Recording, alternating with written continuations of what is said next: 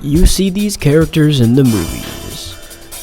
But what happens to the Disney characters after the movies? They take up their problems in Disney Court.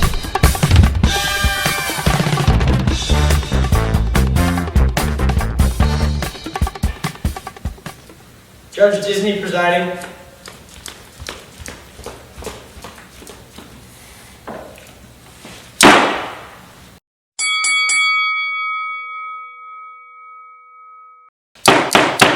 We are here today to determine if the defendant, the rabbit, is guilty of crimes related to the sending of Alice to Wonderland. Will the prosecution state their case? Thanks, Your Honor. We are charging the defendant with attempted murder of my client. She easily could have suffered a deadly injury from this long fall into Wonderland. Objection! My client made the hole for one purpose. That is to have a shortcut and prevent beheading from the Queen. Did he attempt to close the hole? No, Your Honor. The rabbit was in such a rush to save his own life. He did not think that anyone would be in danger of falling in the hole.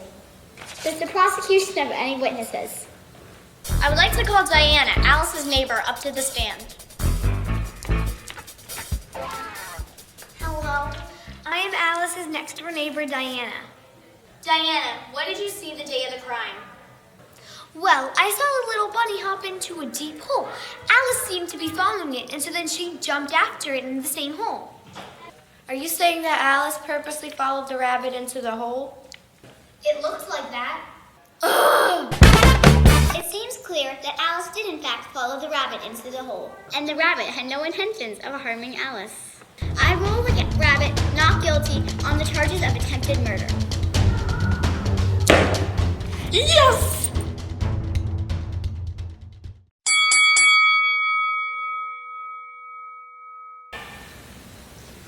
Judge Disney presiding.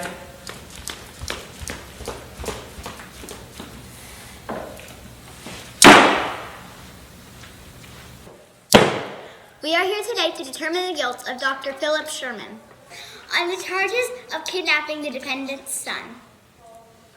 Thank you. I am here today proving the guilt of Dr. Sherman.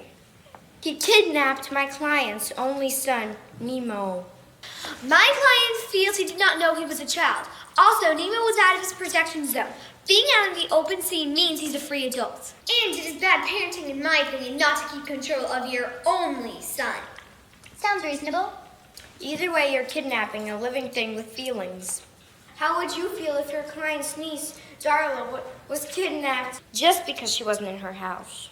Kidfish protecting laws don't give you the right to take someone's child. Speaking of Darla, would you like to call her to the stand as a witness? Yes, thank you. I would like to call Darla as a witness. Darla?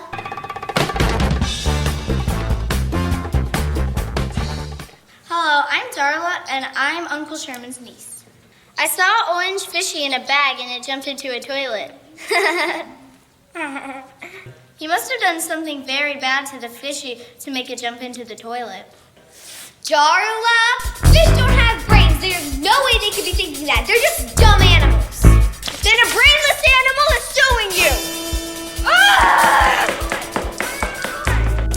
I've heard enough. Dr. Sherman is guilty for kidnapping Nemo.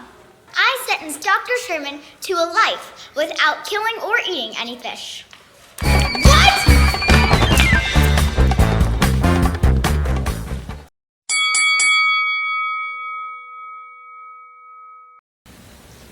Judge Disney presiding.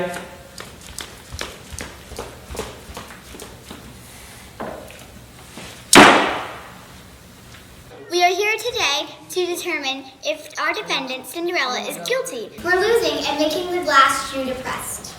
Today we have a representative for the shoe and Cinderella. The shoe's lawyer, please state your case. My client states that Cinderella forgot about her and would like to make a shoe abuse law. It should be illegal to make your glass shoes suffer while your feet are sweaty and smelly while you're dancing. Only one thing at a time, please. Let's get back to the thing we're here for. She left my client, tortured her, and she let someone shatter her dreams. They literally shattered it!